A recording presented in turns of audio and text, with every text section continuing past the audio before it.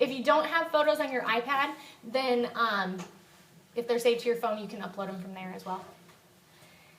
When you upload a photo, so we uploaded this photo, we're saving it to a lookbook. If it's very similar to Pinterest, if you don't have a board already that you want to save it to, you can create a new one. This is where you write your descriptions or your entire sentence in hashtags like most people do these days, right? That's where you can enter that in the About This Look section. There's the checkbox for this is a photo of my work. It's right underneath the photo. And this is where the tagging of products comes into place. All we did was type in Kenra, and it populated the endless list of every product that's in our database that has Kenra in it. So if you typed in Redken, but then you typed in Redken 22, like the more specific you type, it filters it less and less. So you can tag the products that you use to create the look. If you don't see, for some reason, the product, there is a little box right there that says, so you can email us and tell us what product you're looking for, and we'll add it within usually pretty quickly. So then once you save it, this is what it looks like. So it shows the availability for anyone to share it to Facebook, Twitter, and Pinterest.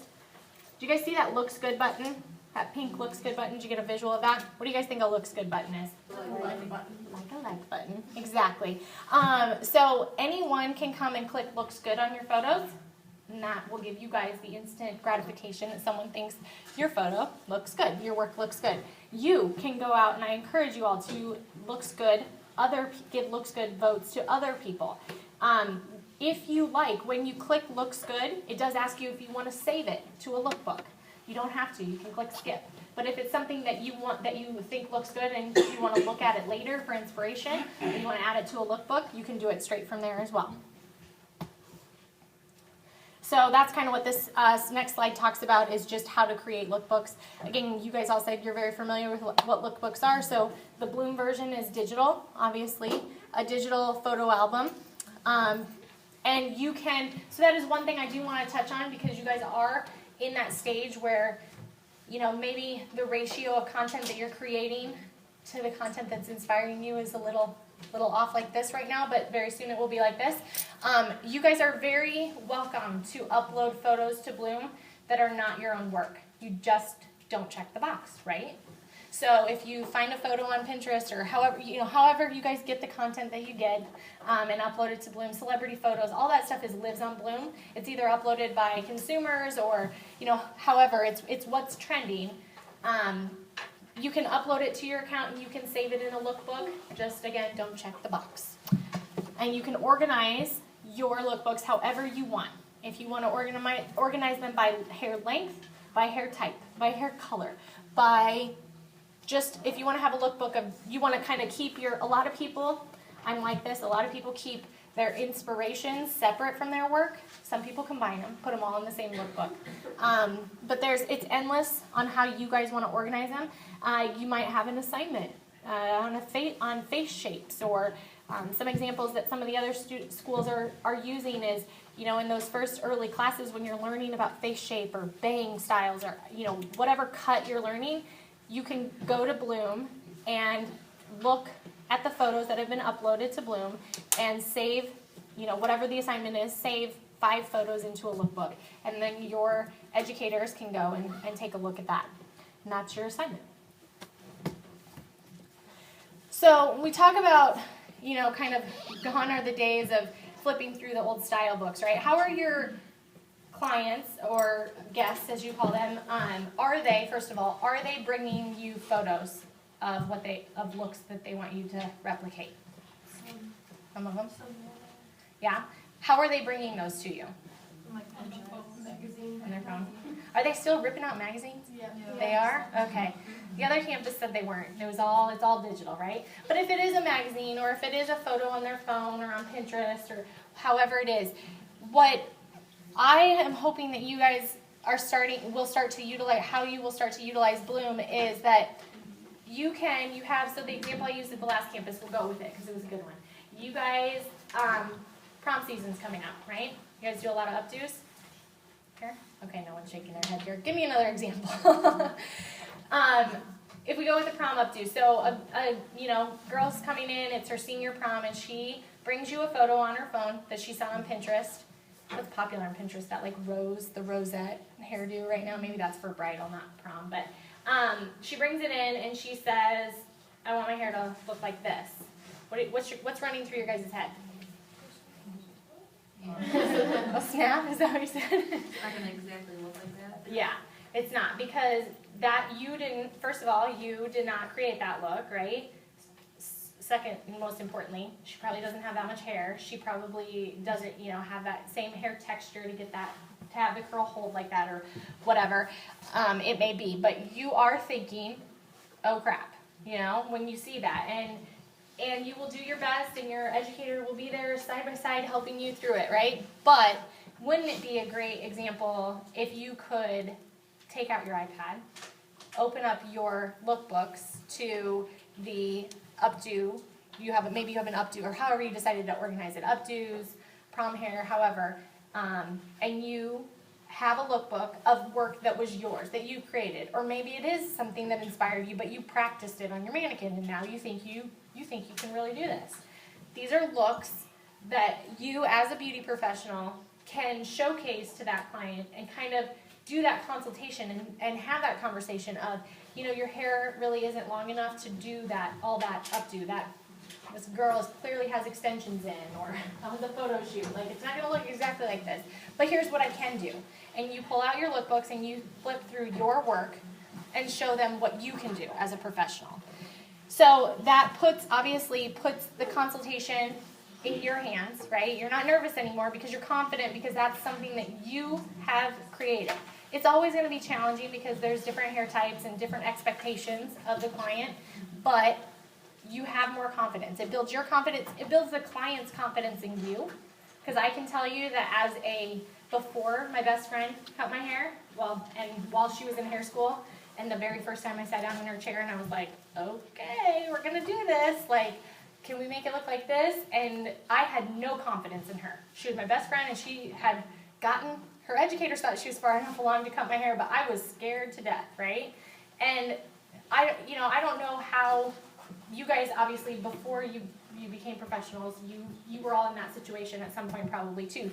But I didn't have the ability to look at work that she had done before to know that, she does do an amazing job. So this gives you a tool to showcase that to your guests, to your clients. So here comes in the client directory, which is another one of my favorite features for you guys. So you guys are keeping client records right now, right? A sheet. What are they called? Guest travelers. Okay. So all of that information that you guys are completing on those for your guests, for your clients, is not, Bloom, again, reiterating, is not replacing that in any way. And an educator at the last campus brought up a really good point. She must have saw the deer in the headlights look when I was speaking, but you guys don't think of this as something that you have to do with every client. This is a tool, a digital tool, to help you, and again, you're still going to be doing the guest travelers sheets, right? That is mandatory. Ours is optional. It is something that you can use to help set yourself up for success when you leave these four walls. So you have the ability, you all have clients right now, whether you've actually cut their hair yet or not, they will be your future clients for facials, for makeup, for cutting, because they're your friends, your family, your family's friends, all of that. They will be your future clients. And those are the people that we encourage you to test and practice the client directory out on, okay? The client directory, you can add the client record. It begins the first time you see them, or it can begin now. You know your mom's first name, last name. If you're gonna, add her to the client directory. Your boyfriend, if you're gonna cut his hair, all of that. You know that information. You could start it right now. You can enter in as much information as you know about them. In the first appointment that you have with somebody, they might mention that their birthday's coming up next month. So take a mental note and jot that down about them, right? It's the more you know about your client, the better you can relate to them, and you never know. They may have, down in the notes section, you can put in that they have 2 daughters, that Sarah Smith, our example here, has 2 daughters, that she drinks Diet Coke, that she's starting a new job in January. Let's pretend this is in the future. And that she's growing her hair out. She's had shoulder length hair, for the last 5 years, that's her goal. You listen, you absorbed all of that. You may know those things about your current friend's family already. So jot those notes down. You may think it's irrelevant, but we'll talk about how some of those things can really help you guys, believe it or not, increase retail sales and increase your tips and rebook, right? Start thinking about that. It starts obviously with the first appointment. And so each appointment, there's a client record, and then each appointment has the appointment details, right? Question? Does anyone else see that information? No, it's private to your account. So that's a great question, and I apologize I didn't mention it. It is private to your account only in your login. And that comes into play, especially with the appointment details, right?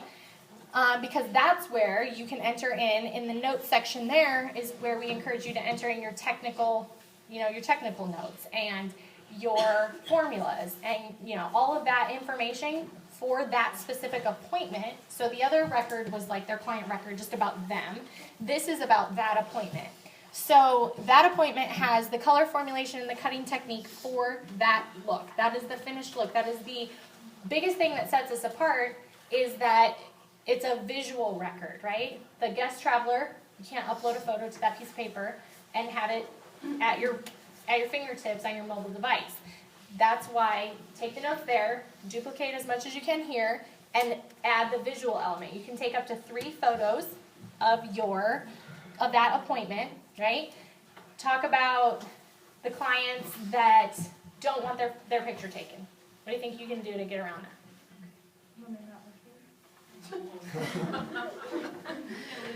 Oh, geez. It's the afternoon. It's warm in here, you guys. Dozing off. Okay, so they're in on a Saturday morning. They didn't come in with any makeup on, and you did an amazing cut, color, style, blowout. The whole works, right? They've been in your chair for 2 hours. Maybe. I don't know how long that takes. You know a lot about them. You've put it all in you know a lot about Sarah. You've put it in your client directory while she was processing. You went in the back and you typed in as much as you could quickly, or you jotted it down. Mental note for later. We'll go with that example. Then so you've taken the photos, or you come out and you want to take the photos of your finished look, but she's like, I don't have any makeup on. First and foremost, don't take a picture of her face, or put on makeup. Yeah, all of you guys, or you can refer to one of your classmates that does, right? You can do a makeup application, do a little upsell, and then she'll maybe want her photo taken. Or, like she said, take a photo of both sides and the back. So 3 camera angles, and you have a little pretty collage that you could upload to this. Same functionality when you upload other photos, that you can tag the products used. So we're going to talk about the next example, how that comes into play, is when Sarah comes back in. Oh, I'm going to go back. When Sarah comes back in, or she leaves, you've tagged the products that you used with her, you've given her the best service that you possibly could provide, and 6 weeks later, you see that Sarah Smith is on your books again. And you're like, God, that name sounds familiar. You pull up your client directory, you can open up her appointment details, and see the services and color technique that you provided the last time. You can see what products you used. You can also then look at the notes on her client record and see those notes, right? That she likes Diet Coke. She started a new job in January. Okay, I remember that conversation with her. She was a talker. So you go up to the desk to greet Sarah. And you, instead of doing the, hey, Sarah, I'm ready for you, you can walk straight up to her and say, Sarah, I'm ready for you. You want to go back? And as you're walking back to your station, you can have those conversations like, hey, how's that new job going? And I know you're wanting to grow your hair out, but are we still going with that, or you want to switch it up? Start having those conversations.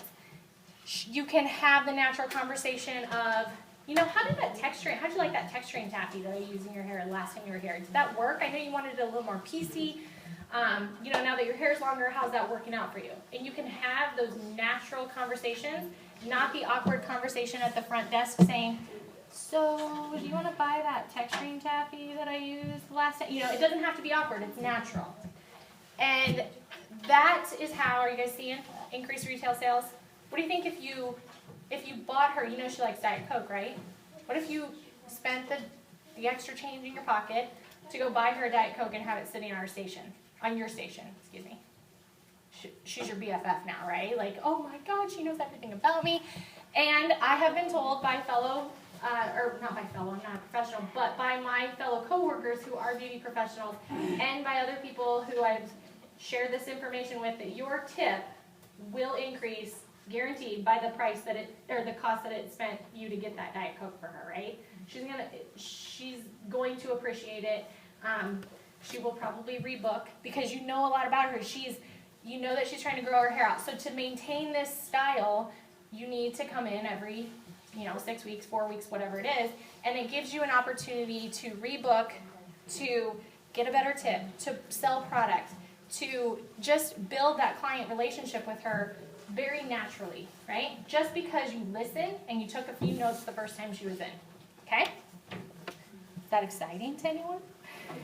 So for the aesthetics folks in the room, I do want you guys to, I can tailor my examples to you guys too, but think about it for your world. Think about the before, or like a series of like 6 treatments, or before and afters with waxing or shaving, or not shaving, waxing, or any body treatments that you guys do here.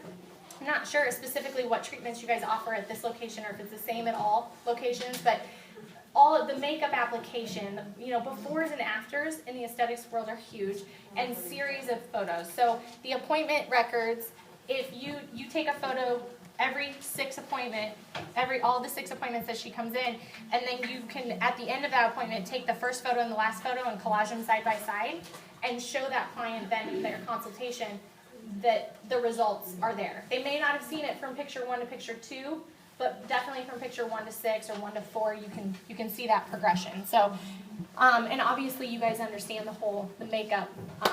Any of you guys that do makeup or waxing, in all of the programs here can do before and afters and really enhance it that way. This is a demo that will a little video that will walk you guys through kind of what we just talked about. All of those gray buttons on the side of your profile are your premium features, right? So if you want to access your client directory, if you want to access the resume tool, which we'll talk about here, all of that is in those gray buttons on the side of your profile. So you can add the photo. These are of the photos that you uploaded. Obviously, you can tell some of them are, magazine editorial photos, so those aren't your work necessarily. You can add in the appointment details there and hashtag products, add products and add hashtags, just like you can when you upload a photo anywhere else. The one difference that you're not seeing on this example, but I think it goes back to your earlier question, is that the photos from appointments, especially in the aesthetics world, if you want to do some before and afters in some risque places that they don't want shown all across the network, you can keep photos private in your client directory as well. Okay? Is that the demo playing right now? Yes, that is the client directory. Oh no, you said the demo video, is that? Yeah, it's not, it's just imagery. It's not a video. Okay, so that kind of walks you guys through the basics, but that's the difference between just uploading a photo to the site in general. Anywhere there's add photo buttons all over the site. But when you add a photo in your client directory, that's an update that's not live on this video yet, but it is an option to keep that private in your client directory as well. So if you really can't talk them into upselling them on makeup, or you have to take a picture of their, what they look like after a facial or chemical peel, and they don't want that posted to Bloom, you can keep that private. Launching your career. So we've talked about how you're going to upload photos of your work and generate your input the information for your client directory, and now it's time to get a job, right? Or hope to get a job. How many of you guys in here are graduating this month? Nobody. Okay, who's graduating the soonest? Anybody graduating next month? March? Oh, that's awesome. Okay.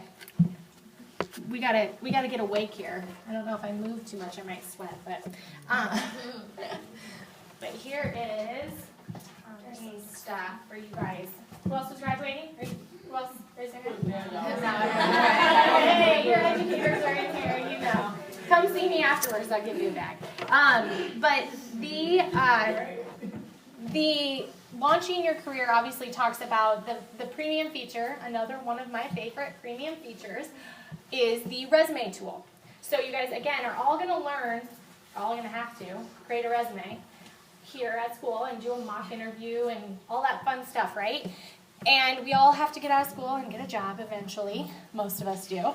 And we want to provide you a digital resume that you can email, share out directly to prospective employers, and you can do that on Bloom. The resume is generated with one of those gray buttons, with a click of that button, because you've already uploaded all of the stuff. You've already have your contact information. You already have a little about me written. Now the about me that you guys write now will probably be what what inspires you, what you are feeling about your professional, how you want to brag about yourself is what we call it. Today will probably be different than how you feel 2 weeks before graduation, right? So come in. The great thing about this is it's a virtual product, it's a digital product. You can log in at any time and update your About Me section. Anytime you attend, you guys maybe have a speaker come in, a product representative come in and train you.